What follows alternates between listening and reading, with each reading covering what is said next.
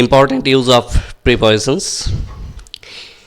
In foot যখন বোঝাবে, ফুটের আগে ইন, সেটা খালি পায়ে হাঁটা বোঝালে ইন বসে।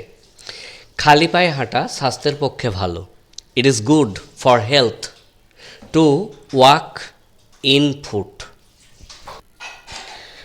আবার দেখো, ফুটের আগে যদি অন বসে পায়ে হেঁটে যাওয়া বোঝায়। সে প্রত্যহ পায়ে হেঁটে বিদ্যালয় যায়। He goes to school every day on foot.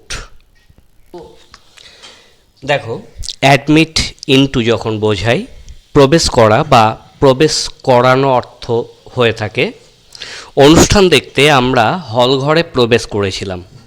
We admitted into the hall to see the function.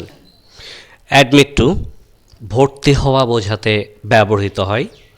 পূজা বিদ্যাসাগর কলেজে ভর্তি হতে চায়। Puja wants to admit to Vidyasagar college. Attend to মনোযোগ দেওয়া অর্থে ব্যবহার হয়ে থাকে। দয়া করে পাঠে মন দাও।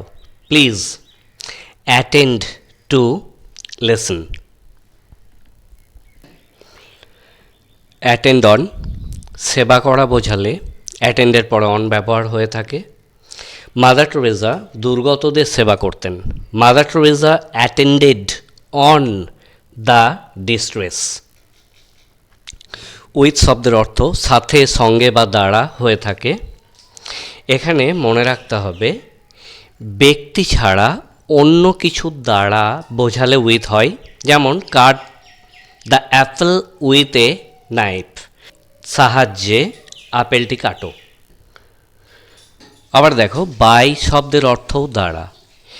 বাই ব্যক্তির দ্বারা বোঝালে বসে। যেমন Ravan was killed by Ram. Sit in হাতল সহ চেয়ারে বসা বোঝালে সিটের পরে ইন বসে। সে আরাম কেদারায় বসে আরাম করছিল। He relaxed by sitting in an armchair. Sit on হাতল ছাড়া চেয়ারে বসা বোঝালে সিটের পরে অন হয়। আমরা খাবার খেতে চেয়ারে বসি। We sit on chair to take meal. কেয়ারের পর অফ থাকলে যত্ন নেওয়া বা যত্ন করা বোঝায়।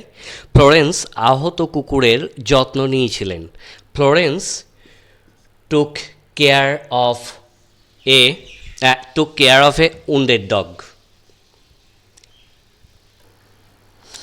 কেয়ার ফর গ্রাহ্য করা অর্থে বসে থাকে।